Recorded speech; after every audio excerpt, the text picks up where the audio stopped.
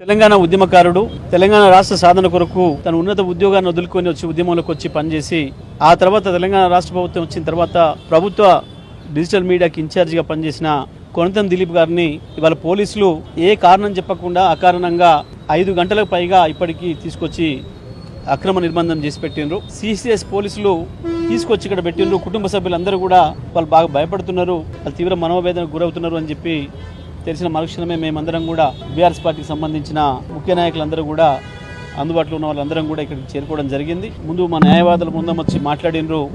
ఏం కేసులో అరెస్ట్ చేసినారు, ఆయన ఏం నేరం చేసిండు, ఎందుకు అరెస్ట్ చేసినారు అని చెప్పమంటే మేము అరెస్ట్ చేయలేదని చెప్తున్నారు. మేము అరెస్ట్ చేయలేదు, విచారణ చేస్తున్నామని చెప్తున్నారు. సరే విచారణ చేసుకోండి అని చెప్పి న్యాయవాదులు వచ్చి కిందకు వచ్చి కూర్చొని ఉన్నారు. మేమందరం వచ్చినాం. మేము వచ్చిన తర్వాత కూడా డీసీపీ గారి దగ్గరికి, అడిషనల్ సిపి గారి దగ్గరికి వెళ్ళి అడిగినాం, ఏంటి అసలు దేనికి తీసుకొచ్చినారు దిలీప్ గారిని, ఏం కారణం ఏంటి, ఏం చేసిండు ఆయన నేరం చెప్పండి అని.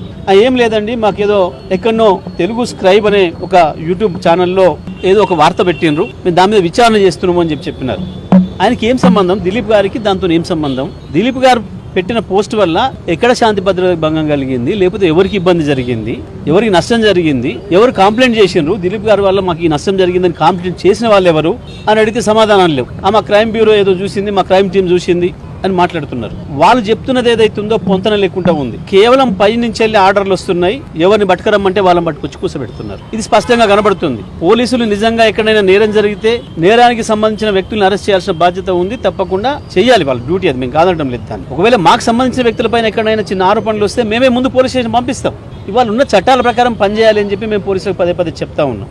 సోషల్ మీడియాలో ఇంకా ఎక్కువ పోతుంది. మా వైఫల్యం, మమ్మల్ని ఎండగడుతున్నారు, ప్రజల ముందర పలసన అవుతున్నాం. ఇక మిగతా డిపార్ట్మెంట్లతో ఎక్కడ పనిచేయించే అవకాశం లేదు. కాబట్టి కేవలం పోలీస్ డిపార్ట్మెంట్ మీద ఆధారపడి బతుకుతామని అనుకుంటుంది ఈ ప్రభుత్వం. మిగతా డిపార్ట్మెంట్లతో ఎక్కడ కూడా పనిచేయించే పరిస్థితి లేదు. ఎక్కడ కూడా ప్రజలకు అందుబాటులో లేరు, ఏ అధికారులు లేరు, ఎవరు లేరు, ఇచ్చిన హామీలు నెరవేర్చడానికి లేదు. కాబట్టి ఏం చేయాలి, అల్టిమేట్ గా ప్రజల్లో వ్యతిరేకత వస్తుంది, భయపెట్టాలి, పోలీసులను వాడుకోవాలి. ఇది వాళ్ళు చేస్తా ఉన్నారు. ఇవాళ మేము దిలీప్ గారిని ఎందుకు తీసుకొచ్చినారో చెప్పమన్నాం. అరెస్టు చెప్పడం లేదు, ఇంకో కారణం, సరైన సాహిత్యమైన కారణం చూపించడం లేదు. మాకేదో ఉంది అనుమానం, మేము ఎందుకు ప్రశ్నిస్తాం? మీ ఇష్టారాజ్యం కాదు ఇది, మీ ఇష్టారాజ్యం కాదు. ఎవరు పడతాలో పట్టుకొస్తాం, మాకు అవసరం ఉన్నప్పుడు మేము తెచ్చుకుంటాం, మాకు అనుమానం ఉంటే తెచ్చుకుంటాం. పోలీసు రాజ్యం లేదు ఇంకా ఇక్కడ ప్రజాస్వామిక రాజ్యమే ఉండాల్సింది. నిజమే మాట్లాడితే కోతలు, ప్రజాప్రభుత్వం నిజమే. ఏ ప్రభుత్వం? ప్రజల్ని మింగేసే ప్రభుత్వం, ప్రజల్ని అణిచేసే ప్రభుత్వం, ప్రజలు ప్రశ్నిస్తే దాడులు చేసే ప్రభుత్వమా ఇదా మీరు చేసిన పని? మేము డిమాండ్ చేస్తూ ఉన్నాం, వెంటనే ఏదైతే ఏ కారణం లేకుండా మా కొనతం దిలీప్ గారిని తీసుకొచ్చి 5-6 గంటల పైగా ఇవాళ సిసిఎస్ లో పెట్టున్నారో మేము డిమాండ్ చేస్తున్నాం, వెంటనే వదిలిపెట్టాలి, బేషరతుగా వారి మీద ఏముందో చూపించాలి.